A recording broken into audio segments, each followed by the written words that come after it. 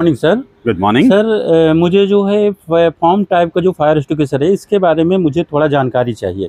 ये एक खास तरीके का फायर एक्सटिंग्विशर है। इस फायर एक्सटिंग्विशर को फोम फायर एक्सटिंग्विशर बोलते हैं। इस फायर एक्सटिंग्विशर के अंदर ये जो सिलेंडर है इसके अंदर फोम रखा हुआ है।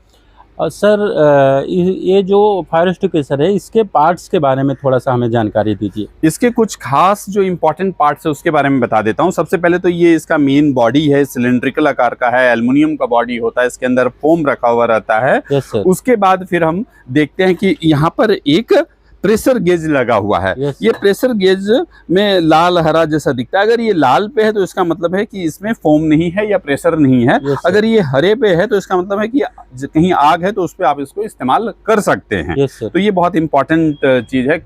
फायर की कार्रवाई से पहले इसको जरूर चेक कर लिया करें। दूसरा ये इसका होता है, इसको हैंडल या लीवर बोलते हैं। इसको जब आप प्रेस करेंगे तो यहाँ से फोम बाहर निकलता है। ये नोजल होता है। इसी के थ्रू ये सिलेंडर हो गया मेन, फिर ये प्रेशर गेज और ये लीवर, और इसके बाद ये नोजल हो गया। नोजल से फोम निकल जाता है। तो ये इसके मोटे तौर पे एक पार्ट्स है। इसके अलावा एक जो इम्पोर्टेंट पार्ट्स है ये है इसका पिन देखें, इधर पिन है।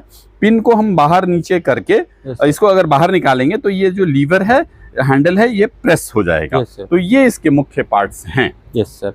और सर मुझे एक जानकारी और चाहिए आपसे कि ये हम किस प्रकार के आग पे, किस प्रकार के ज्वलनशील पदार्थ पे यूज कर सकते हैं। जी हाँ, बिल्कुल। आप इसको ध्यान से देखें, इसमें अच्छे से बताया हुआ है कि फोम जो फायर एक्सटिंग्विशर्स है वो ए क्लास और बी क्लास के लिए यूजफुल है। ए क्लास का मतलब होता है सॉलिड फायर। सॉलिड फायर का मतलब हो गया कि जैसे पेपर हो गया, वुड हो गया, क्लॉथ हो गया, इन सब में आग लगे तो इसका इस्तेमाल करें।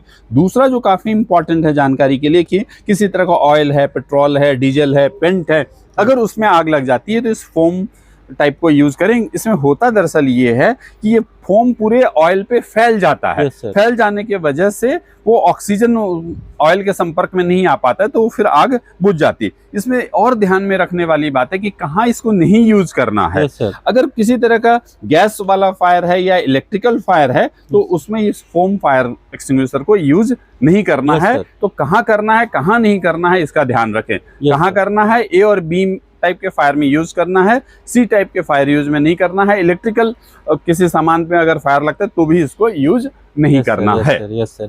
थैंक यू सर, आपने बहुत अच्छी जानकारी दी और ये जानकारी बहुत यूजफुल है। इसके लिए बहुत बहुत धन्यवाद। इसके अलावा एक चीज और आपको बताना चाहूंगा, ये बताना चाहूंगा कि अगर कहीं आग लग जाती है तो आप इस फायर एक्सटिंग्विशर को कैसे यूज करेंगे, ये भी आपको जानकारी लेना चाहिए। तो सब इसके लिए फॉर्मूला पास का, PASS। पी का मतलब होता है पुल द पिन। तो ये जो पिन है, इस पिन को हम ऐसे करके पुल कर देते हैं।